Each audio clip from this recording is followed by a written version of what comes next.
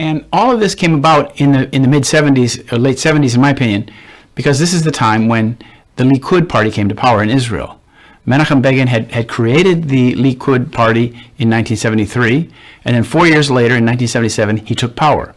And when that group came to power, that was a fundamental change in the structure of Israel, because you then had the former heads of the terrorist organizations, like Irgun and Stern Gang, coming into the highest level of the Israeli government as policymakers and as people who had enacted the policies of the state.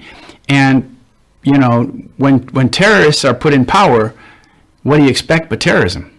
What else is one to expect? And that's what we got.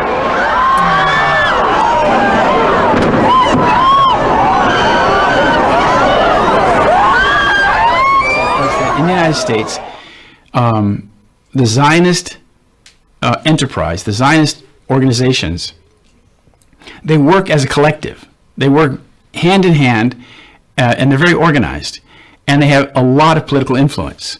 So they're instrumental in choosing the candidates who run for office. They're very instrumental in seeing which candidates get elected.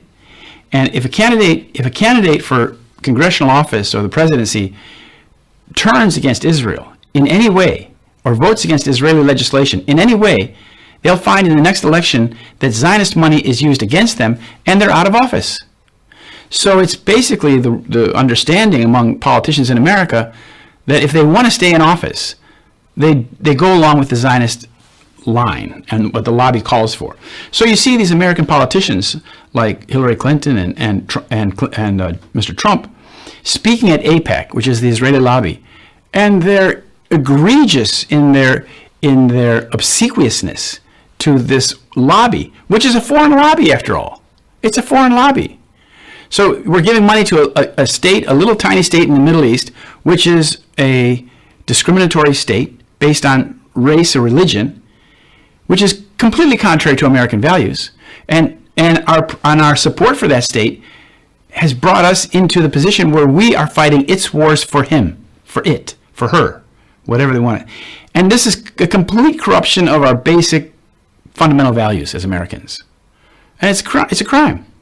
Because the United States has now been engaged in wars on behalf of Israel in Syria, in Iraq, in Afghanistan, in Libya, in Somalia, in Yemen.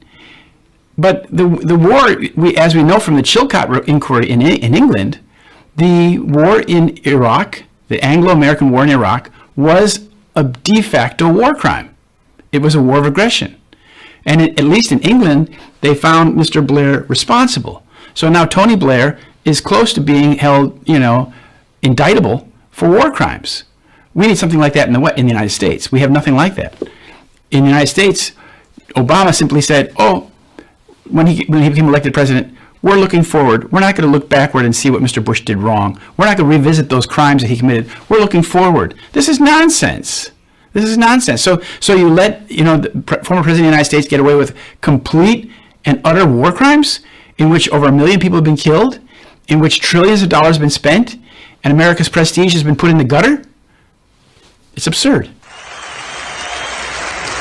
We will move the American embassy to the eternal capital of the Jewish people, Jerusalem.